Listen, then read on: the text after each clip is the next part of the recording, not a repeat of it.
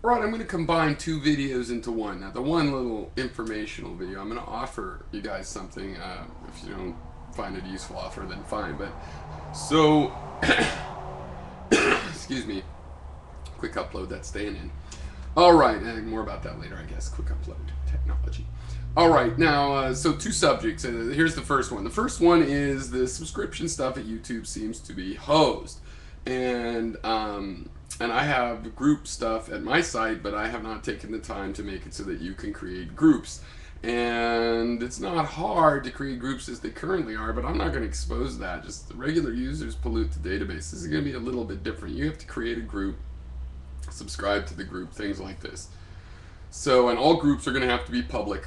All groups have to be public and stuff. So, now I don't have time to do that right now. I have some. I need to recharge off of this, and plus I have other work, which oddly enough is really hard and a lot. And for some reason, I'm overlapping both of them. And in a way, it's working out great. It's giving me energy some weird way, but I know I need to recharge. I know myself enough. So, I'm not diving into these group features, which I would if I was a trust fund baby and I had time, I would just keep, that's what I'd be working on now. However, it is easy for me to create a group. On my admin page, I have buttons that'll create the current FLS groups for my testing, right? Because I needed to delete everything and recreate it and see if it was all working a bunch of times. I can easily create other groups, okay, and I'd be willing to create, another 10 groups or something.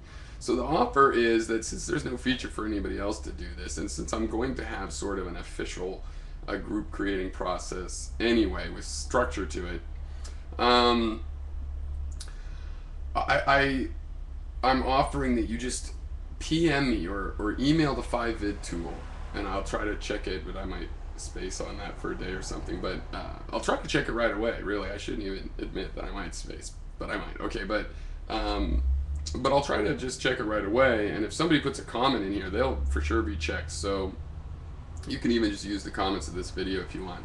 But give me a list of users that you'd like to keep tabs on. You have to offer me some reason that they're similar, even if it's almost a joke reason. I mean, it could just be the people you like, but think up something that is a reason that they're in a group attributed by you. And when I turn on the features, we'll have some system where people can become the owners of the groups that they originally sent me, right? Because my system is working now. I noticed that what I would say is a big group from my idea of what these groups should be, though I can imagine bigger for various reasons, of the FLS group, is sometimes it's throwing these exceptions where it ran out of time and couldn't do the query and stuff like this. You could just click those away. They won't format your hard drive. I don't think. No, they can't format your hard drive. I hope. No, they can't. Seriously, it's impossible. Okay, so you just click those away, and all it means is that some of the subscriptions, and so far for me, for whatever reason, it's lower down in the page. It hasn't happened to the most recent one. And the way that page works is, whoever's made the most recent video is at the top of the group listing, and then whoever's made the second most recent, so if you're putting out a lot of videos, you're going to stay at the top of that list, but you can still scroll down and see everybody there and whatever their latest video was. In the semi-urge group I created, Da Spook is by far the least frequent video producer, and he's exactly the kind of I love Da Spook, and I want to follow every one of his videos, and especially since he doesn't put out too many. It's not like, oh, I'm too busy today and I can't keep up with the stream. I could pretty much always do that, and so I can still see when he's made a new video, even though his frequency is so little, he gets drowned out in my YouTube subscription box by lots of other people. People like me that make a couple videos a day. That'll, unless you come on just at the right time, you might not notice that. So it's working. It's not broken. The back end of YouTube is not having trouble with knowing what people's latest videos are. So my system is working. So I thought that might actually be of use. That's the point of this, is that YouTube doesn't have the interface to use it the way I want / we want. My imagination of a we that wants to use it for, and also. you know, sometimes it's just not working in general the way you want, like the nested comments thing, things that really probably could and should be there, but hey, they have other priorities. I'm not criticizing them. I love that YouTube has put up a back end where even when their front end is confused, I can go straight to their back end. So if somebody finds it actually practical to at least give me some groups that characterize and identify people that probably they're already subscribed to and their subscriptions aren't working, I will create groups for them that allow you to go and check up on them. And eventually it'll grow into, if you're a user at my site, you can subscribe to that and go to a subscription page and see lists of groups that are organized this way that I have them organized. So that's item number one. So that's email phividtool at gmail.com. That's the most useful thing to do if you want to own the group later, because I'll be able to go in there and find it. Or PM me. That's second most useful because that's second most likely for me to be able to look up your stuff. I probably won't be taking notes. And then a comment, I don't know, maybe that's in between first and second actually. I was going to say it was third, but you know, it'll be easy to come back to this video when I want to go, who told me that list? Maybe comments here are the best, except for if there's too many handles. And what I need is a list of YouTube handles. That's how the thing is made, and a name for the group. And then a description of the group. That's what the problem is actually with comments, is there's not enough room for the description. phividtool at gmail.com, even if I don't get to it immediately tonight, because I have something going on, is probably the best place to do it. And then tomorrow I'll plan to make those groups. And okay, so that's enough of that. So the other thing is I've been meaning to get back to. Gary made a video, and man, it's a pleasure to talk about anything but antinatalism with Gary for a while. But anyway, well, pleasure is okay. Let's not get into defining what a pleasure means in that case. Okay, but you know, he was questioning, and I went to stick him, and he talked to me too. He had a good stick him that wasn't, you know, nobody got kicked or anything. Well, I lost connection around when it was time to go, and it's like, I'm not going to reboot my machine and stuff. But anyway, nobody kicked me, I don't think. So, but anyway. So he was pointing out that my numbers are kind of inflated, and there's a reason for that. It's because I was looking at streaming servers. Like Flash has an actual streaming server. Now what the streaming servers give you, because you can put video files up anywhere, and these days for web hosting you get unlimited bandwidth, unlimited disk storage. So you can put up as many videos as you want. Now when it gets really big, don't be surprised if these guys go, well, we weren't counting on your usage pattern, we got a different deal. Or unlimited means some huge thing that they catch you at the limit finally when you have some crazy thing like you're streaming a bunch of videos. So we can use that, and I think those guys can handle that bandwidth. And basically, definitely for 10 people, you could do it for less than $10 a month. I mean, with these people, you probably support 100 people for the $10 a month bandwidth and allegedly unlimited and all. You know, being conservative, not taking them as literal, but assuming that, you know, you can't use more resources than you make for them. It seems doable there. Now, here's the problem. Two big problems. The first problem, when you put a video on just a regular HTTP server, you have to download the whole thing to watch it. Now, they have players that will let you start watching it before it's all downloaded, but you can't seek further than you have downloaded. I'm sure you're familiar with this. Okay, I hate that. You have to be able to seek. All my tools are relying on being able to seek. We're not watching a television program, and it sucks for television programs too, because you get disconnected or you watch half of it and have to stop and you got to reload the whole thing. It's crazy. The second, and I'll get back to that, there's a solution to that actually. It's just, you know, not prepackaged as much as would be nice. The second thing is that streaming servers allow actual streaming and live connections. So with a streaming server, you can also make a stick 'em in things like this. You could have channels with you know, a group video chat that gets recorded. And probably more important than that, because I'm not that excited with that, and it's too expensive because you use a lot of streams when you're doing that. So it takes more than one stream per person, in other words. But it allows you to have quick upload. I really want to have quick upload. I mean, I want to support the people that are willing to upload their videos and want to take them on a camera and walk and talks or whatever. That's great.